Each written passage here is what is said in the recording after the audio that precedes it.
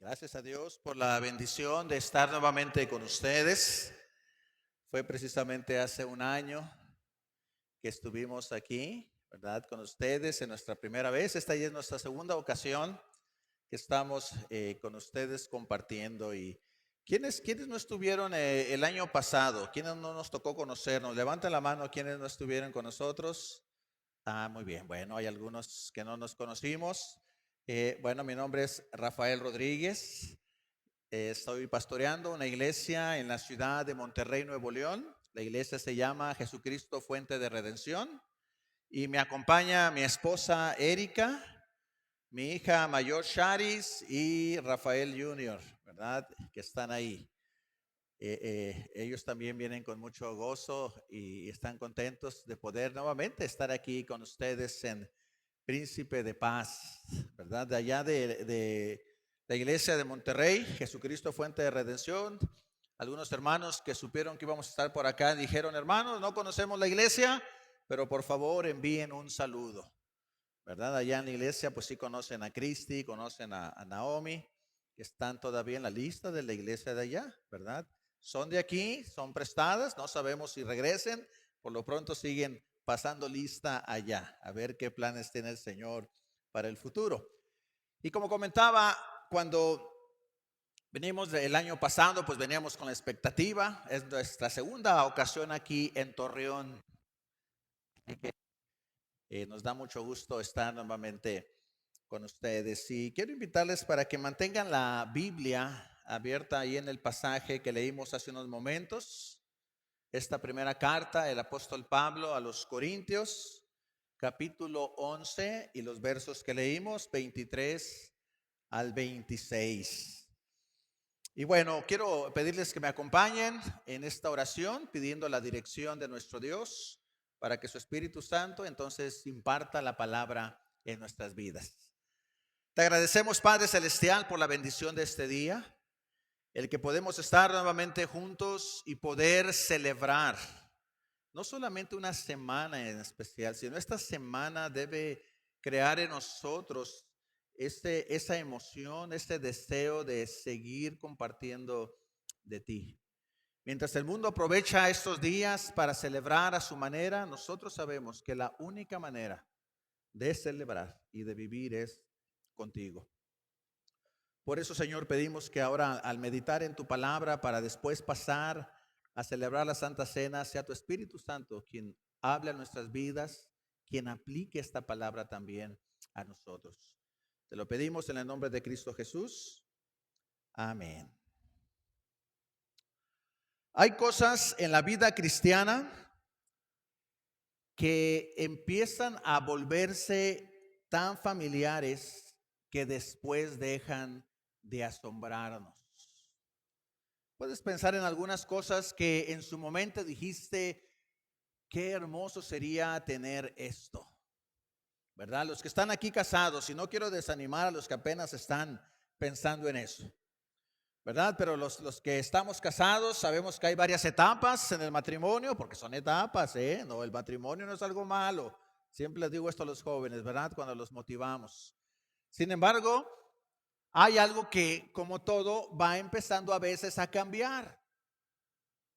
Cuando no tenemos la motivación correcta ni tenemos la presencia de Cristo morando en nosotros, fácilmente vamos a perder de vista las cosas buenas de la vida. ¿Qué es lo que pasa con los celulares, por ejemplo? Posiblemente tú pensabas: cuando ya pueda tener este nuevo celular, y lo tienes ahora, ya pasaron unos meses, tal vez unos años, ¿y en qué estás pensando ahora?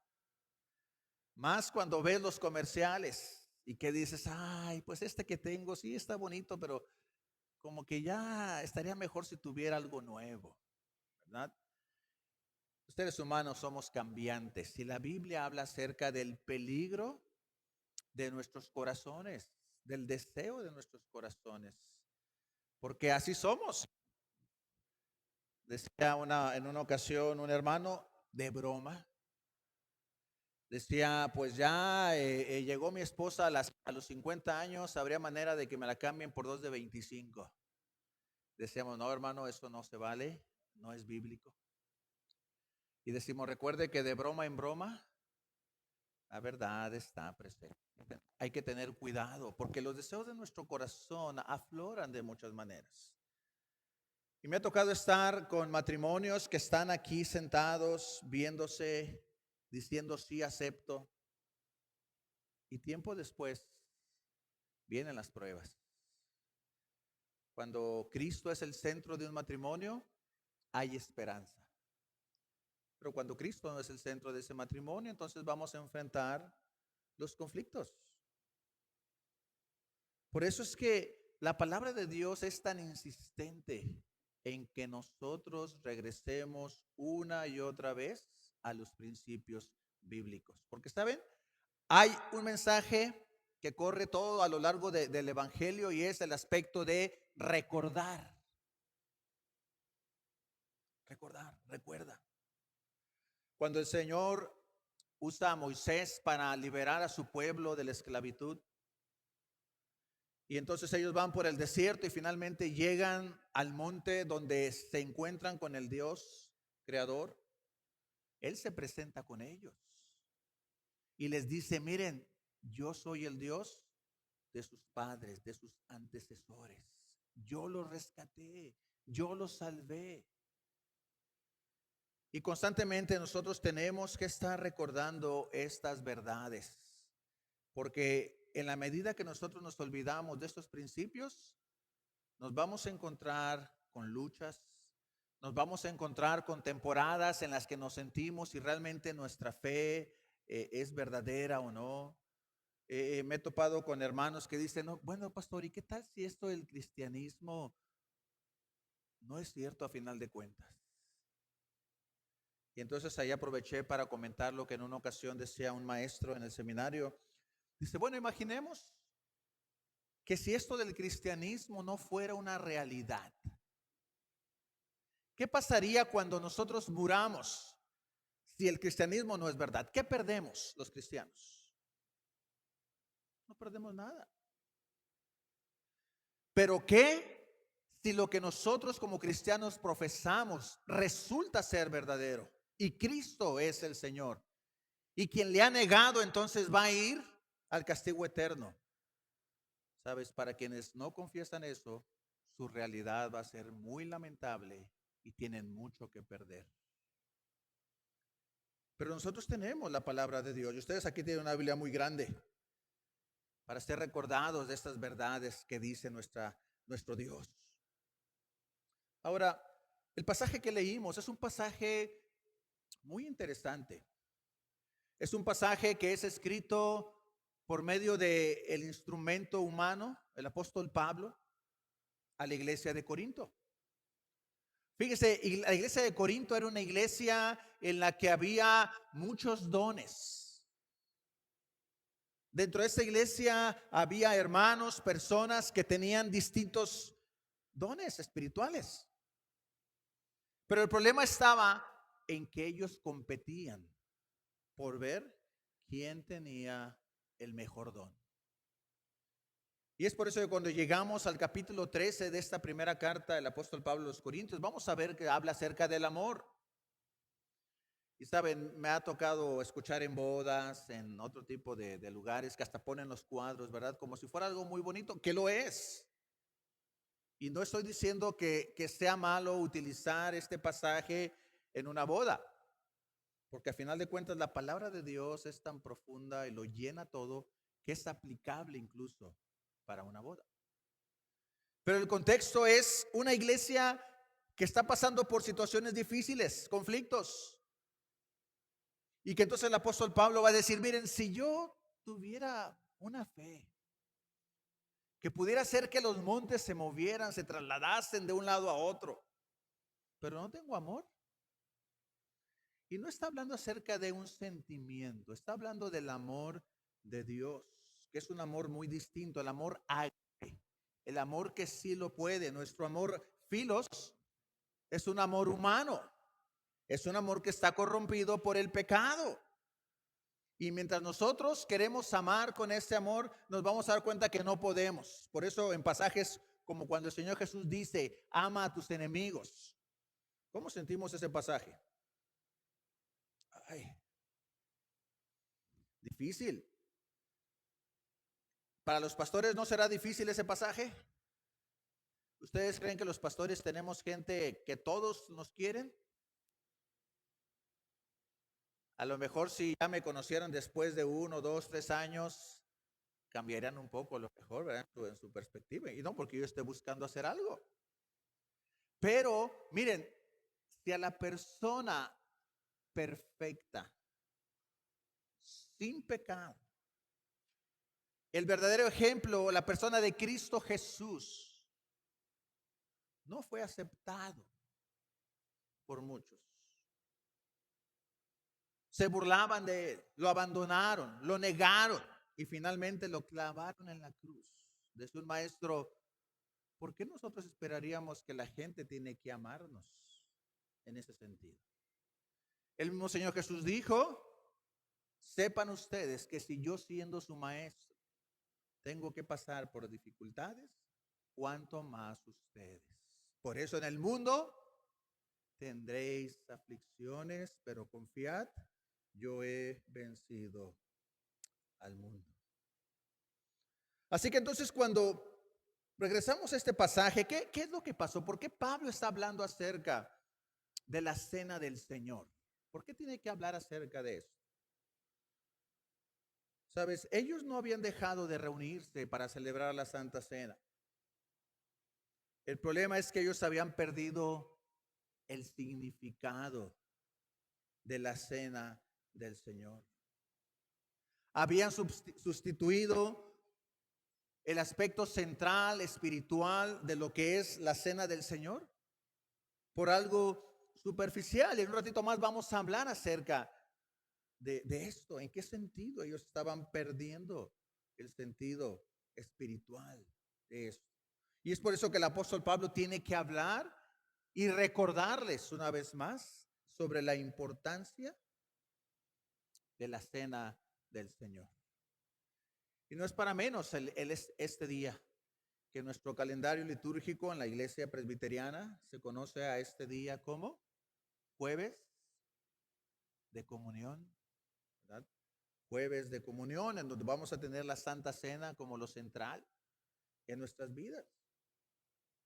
Ahora, el apóstol Pablo va entonces a hacernos 3 llamados en este sentido de lo que es la cena del Señor. A modo de recordatorio del por qué nosotros celebramos la Santa Cena. Estoy seguro que muchas de las cosas que vamos a meditar aquí tú ya lo sabías, pero es importante que recordemos que nuestra fe sea renovada para que entonces nuestro deseo sea por Cristo y que entonces lo que vamos a hacer en un momento más con la Santa Cena tenga ese sentido espiritual, ese sentido transformador y hable una vez más a nuestras vidas.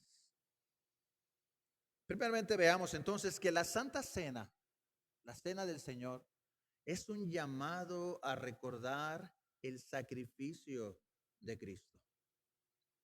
¿Cómo inicia el apóstol Pablo? Versículo 23 que leímos hace unos momentos. Por eso les decía que mantengan abiertas ahí sus Biblias. Dice la primera parte, porque yo recibí del Señor lo que también os he enseñado. Con esas palabras, en el apóstol Pablo no está buscando persuadir ni convencer con su autoridad, aunque él sabía que lo podía hacer, a sus oyentes, sino que él les dice, lo que yo les voy a decir viene de alguien mayor a mí. Viene del verdadero pastor, del verdadero maestro. Por eso dice, porque yo recibí del Señor lo que también os he enseñado. Son palabras introductorias. Son palabras que tienen que hacernos reflexionar que lo que hacemos no es algo que los pastores hacemos para ustedes, sino los ministros somos los instrumentos de Dios, instrumentos imperfectos, pero instrumentos que Dios usa para que recordemos una y otra vez sobre la importancia del por qué todo miembro del cuerpo de Cristo debe añorar cada vez que tenemos la celebración de la Santa Cena. Como mencionaba hace unos momentos, el problema de esta iglesia no es que ellos hubieran dejado de reunirse, sino que habían perdido completamente ese significado de la mesa del Señor.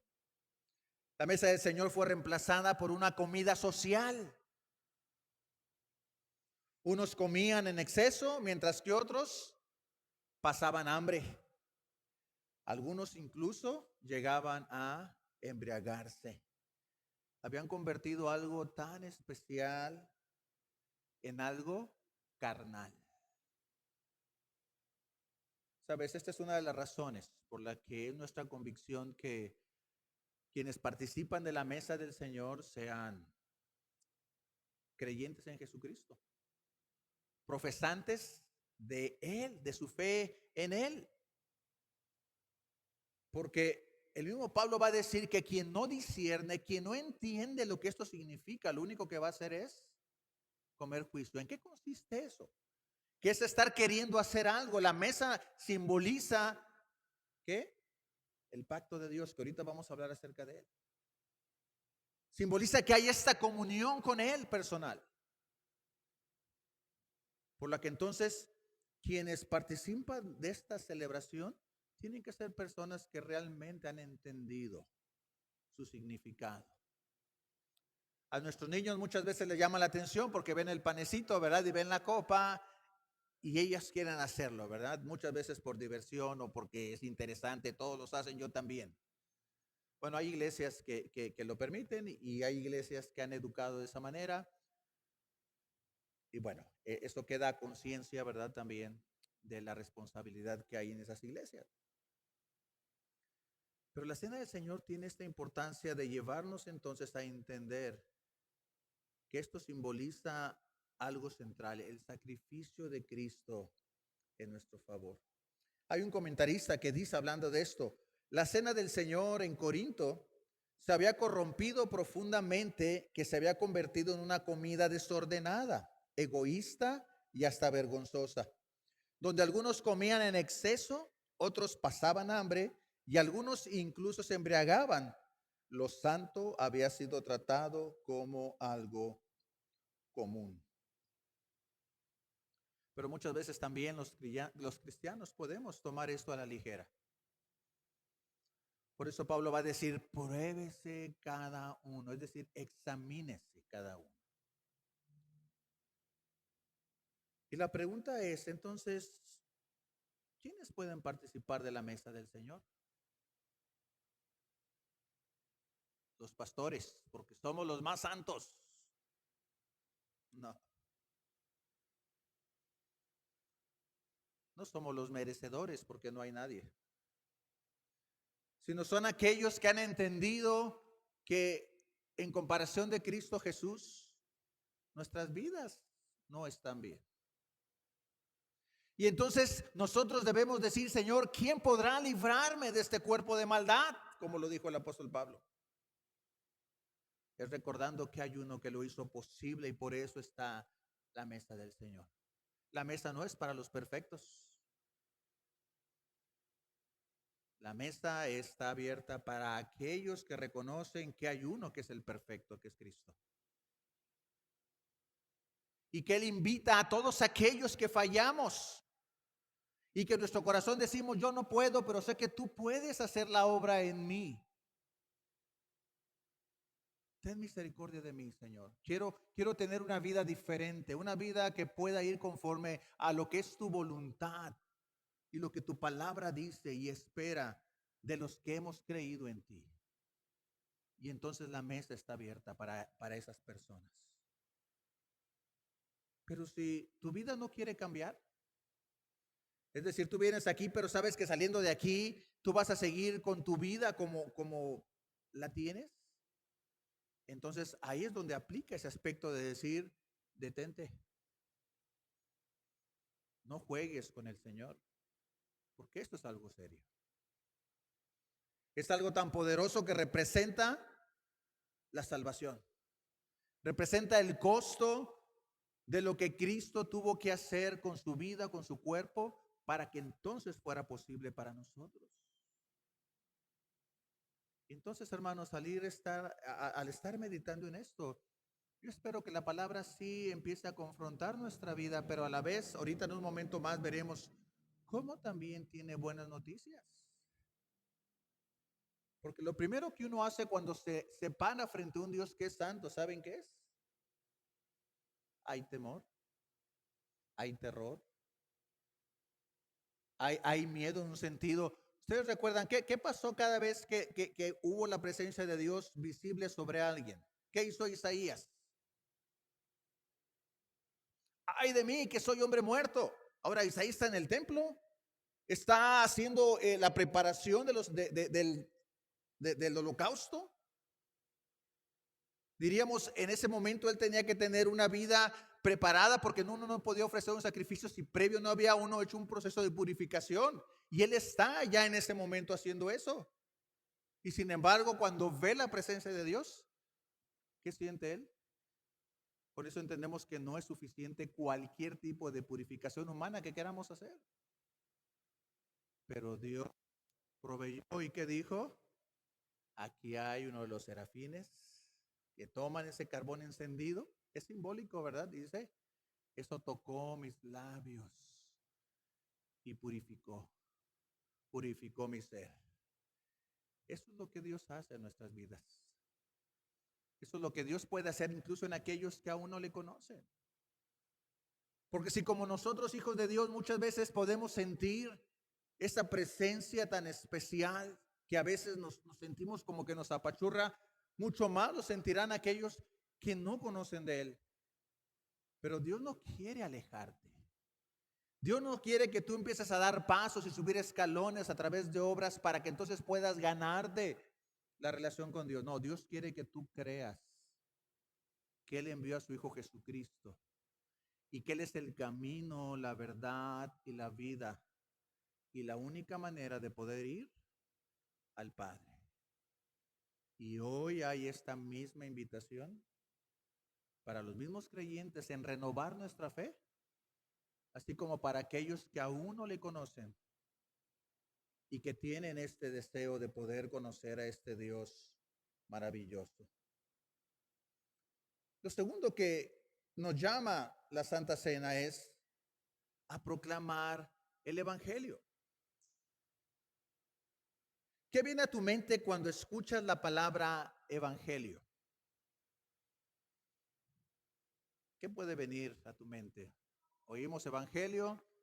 Hay personas que dicen, bueno, me recuerda a los 4 evangelios. Bueno, sí, tiene que ver, en esos evangelios está revelado también, ¿verdad? La voluntad de Dios. Algunos piensan, bueno, el evangelio tiene que ver con los primeros pasos de la vida cristiana, ¿verdad? Y en muchos de los formatos que teníamos antes para evangelizar, usábamos esta palabra y se empleaba solamente para los nuevos creyentes. Y decíamos, bueno, el evangelio es para los creyentes nuevos. Pero la realidad es que el evangelio es central y nuestra vida inicia y continúa con lo que dice Pablo, con el poder del evangelio. Y el evangelio tiene que ver entonces con esta buena noticia de que Dios salva a pecadores por gracia mediante la vida, muerte y resurrección de Cristo para su gloria. Eso es lo que nosotros debemos entender cuando escuchamos el Evangelio. No solamente los primeros rudimentos, sino toda la obra de Cristo. ¿Y cómo vemos el Evangelio aquí? Cristo mismo lo va a decir cuando Pablo dice en el versículo 24, que Jesús hizo cuando está con sus discípulos en la última cena. Dice, y habiendo dado gracias, ¿verdad? Tomó el pan, dice, habiendo dado gracias, lo partió y dijo, tomad, comed, esto es mi cuerpo que por vosotros es partido. ¿Cuál es lo esencial en estas palabras del Señor Jesús? Hay una gran diferencia entre la forma en la que nosotros entendemos la Santa Cena a como otras denominaciones o la iglesia, ¿qué diríamos? Tradicional del pueblo, católica, la fe católica, romana. Y hay diferentes posturas.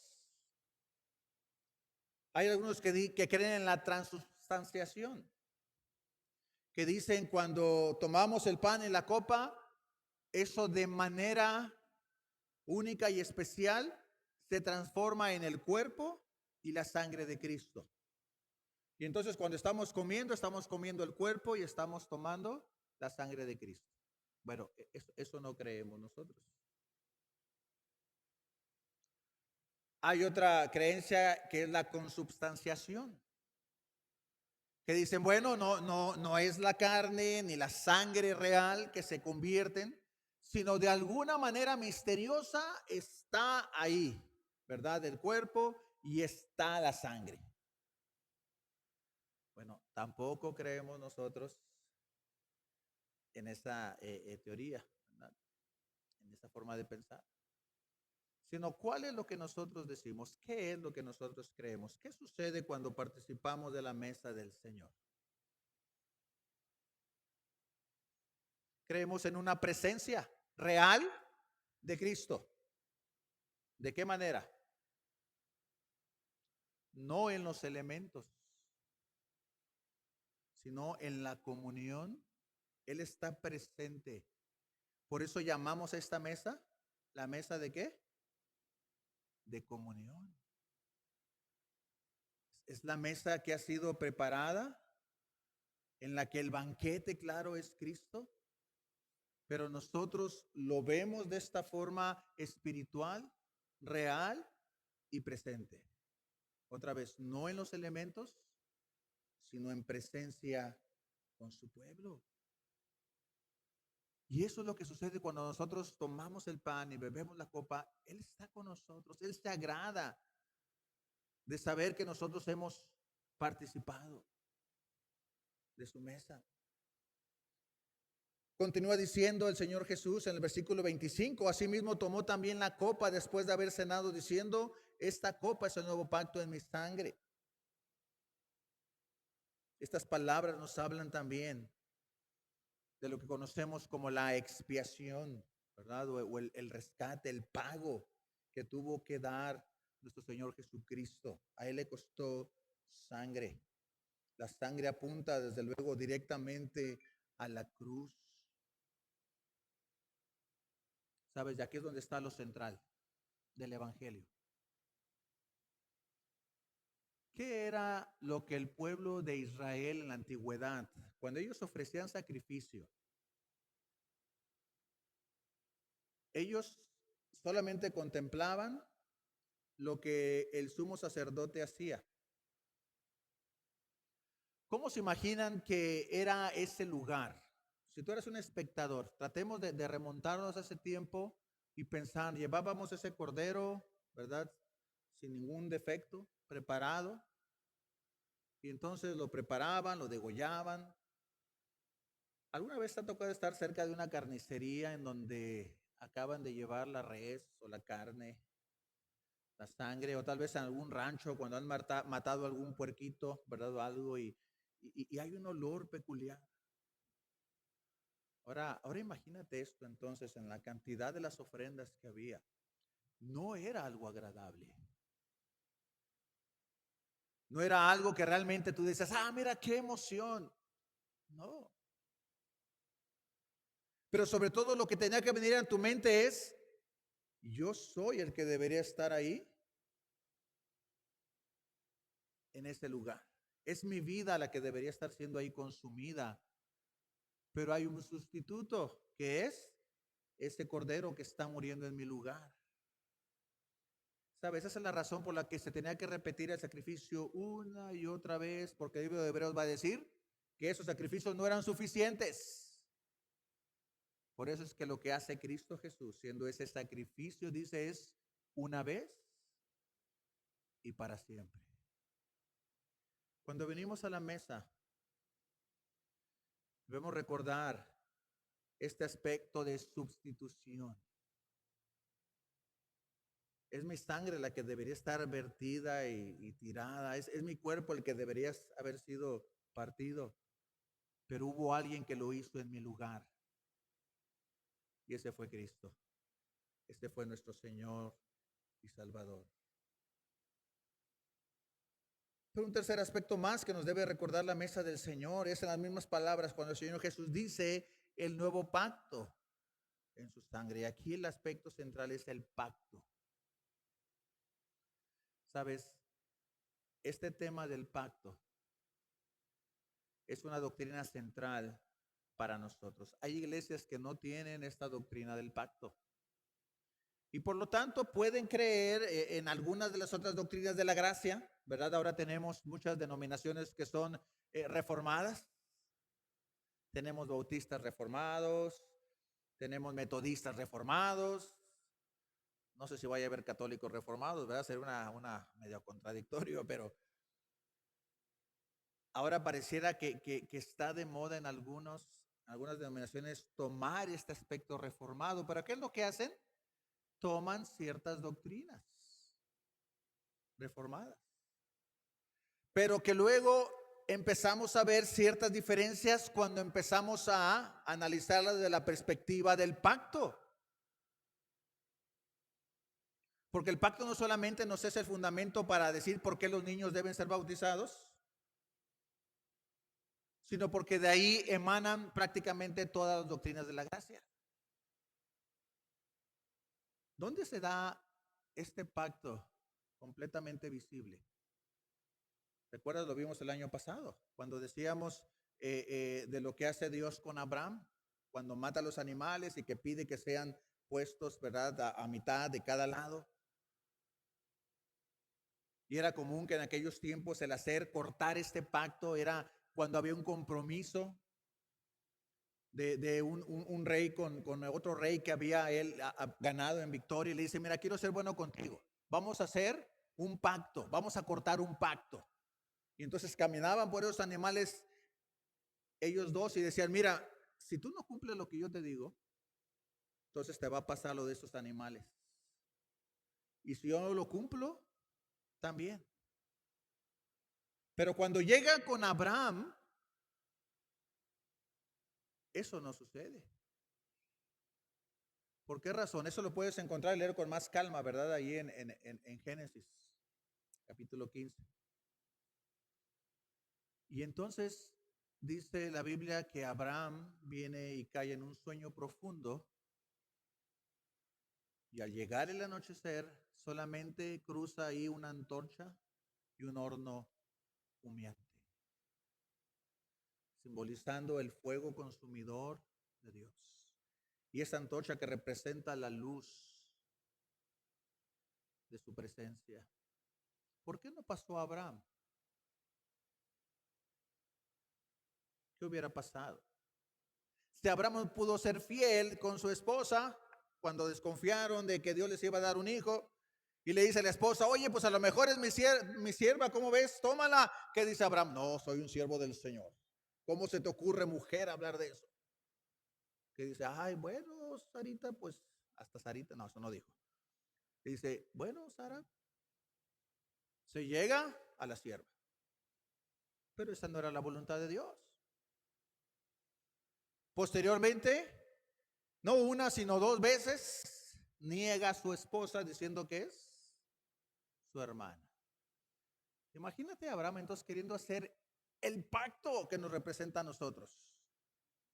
¿Qué hubiera pasado? No pudo haberlo cumplido. Por eso Dios no permite que Abraham camine por el medio de sus animales, sino es él. ¿Qué nos dice la mesa del Señor? Hubo alguien que caminó por mí, y que como yo no pude cumplir, entonces el castigo tuvo que caer sobre él. Podemos ahora imaginar la importancia de participar de la mesa del Señor. Para ti, para mí es gratis, pero tiene un alto costo. ¿Para quién? Para nuestro Señor. A Él le costó todo. Él no se reservó nada. Su entrega fue total, completa y perfecta. Y por eso Dios se agradó de lo que Él hizo. Por lo que entonces, el tercer aspecto y último es, la Santa Cena es un llamado a ser fieles a Él. Como dice el versículo 26 que leímos hace unos momentos. Estamos en Primera de Corintios, capítulo 11, ahora leyendo el 26. Dice, así pues, todas las veces que comieres este pan y bebieres esta copa, la muerte del Señor anunciáis hasta que Él venga.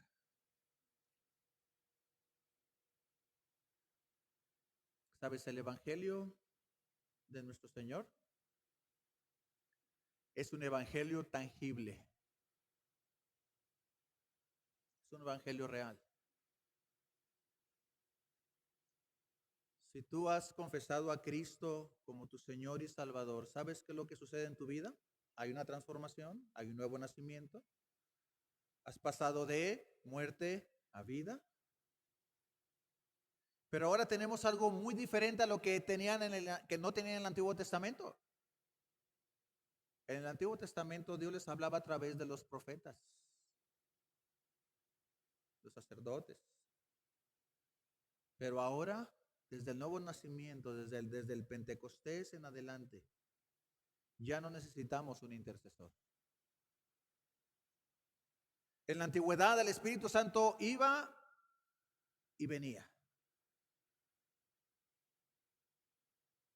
Con la venida del Pentecostés, el Espíritu Santo ha venido para quedarse en nosotros. Dice Pablo, y es ahora ese Espíritu que dice en nosotros, nos hace clamar, Abba, Padre. El Espíritu Santo trae convicción a nuestra vida. El Espíritu Santo es el que nos hace darnos cuenta, nos redarguye, nos convence de nuestro error, de nuestro pecado. No es el angelito bueno o malo que a veces ponen las caricaturas, ¿verdad? Que cuando hago algo malo me dice ahí ese angelito, ¿verdad? Bueno o mal. No, el Espíritu Santo es quien te está diciendo lo que hiciste no estuvo correcto. Pero nuevamente, el Evangelio no me deja solamente con la reprimenda de eres un pecador. Eso hacían los fariseos. No, por un lado, claro, estamos ante la santidad, eso nos confronta, eso nos recuerda que no podemos ir en nuestros méritos, pero hubo alguien que lo hizo posible, Cristo Jesús. Y mañana vamos a hablar acerca de la obra en la cruz, cuando Él dice consumado es. Pero hoy vemos el cuerpo de Cristo entregado en nuestro favor. Por lo que entonces cuando nos acerquemos en instantes más,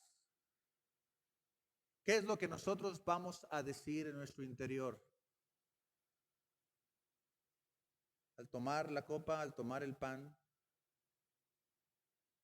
mi salvación no está en mí. Mi esperanza está en Cristo. Su cuerpo fue por mí, su sangre fue también dada por mí. Dice un autor cristiano también, cuando Cristo dijo, esto es mi cuerpo, esta es mi sangre, no solo estaba instituyendo la cena, estaba predicando el evangelio en forma de pan y copa. La mesa del Señor es el evangelio que se puede ver, se puede tocar, se puede oler, se puede saborear y se puede recibir por fe. Esta es la manera tangible en que nosotros podemos disfrutar de la presencia de Dios. Así que, ¿qué es lo que nosotros hacemos en este tiempo? Es precisamente participar de la mesa de Dios, porque a través de ella, termina diciendo el apóstol, ¿nosotros qué hacemos? Compartimos y predicamos la obra de Cristo, su muerte, hasta que Él venga. Así que en esta hora quiero invitarte para que en respuesta a lo que la palabra de Dios nos dice, preparemos nuestro corazón. Que no veamos esto como una simple cena, sino que recordemos lo que esto significa los beneficios de la obra de Cristo en nuestro favor. De tal manera que entonces eso me lleve a mí a qué? A desearlo más y a desear las cosas de este mundo menos. No porque nosotros las despreciemos. Dice un himno ahí, fija tus ojos en Cristo, tan lleno de gracia y amor. Y lo terrenal, sin valor será a la luz del glorioso Jesús.